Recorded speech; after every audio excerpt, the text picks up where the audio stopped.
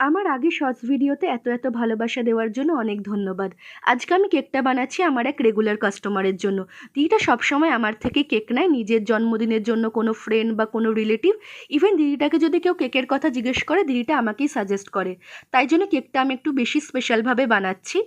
আমি এখানে lavender colour use করে এই ডিজাইনটা করে নিয়েছি। এখানে একটা ছোটো প্যালেট নাইফের সাহায্যে এটা করছি। কেকের মধ্যে হোয়াইট আর ল্যাভেন্ডার কালারটা দেখতে সত্যিই সুন্দর লাগে।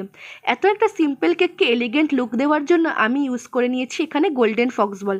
তোমরা নিজেরাই দেখো এত সিম্পল কেকটা এত সুন্দর এলিগেন্ট লাগছে এই গোল্ডেন ফক্সগুলো ইউজ করার জন্য। তারপর আমি ইউজ করে নিয়েছি হোমমেড চকলেট বার। এখন আমি ইউজ করছি গোল্ডেন ফয়েল।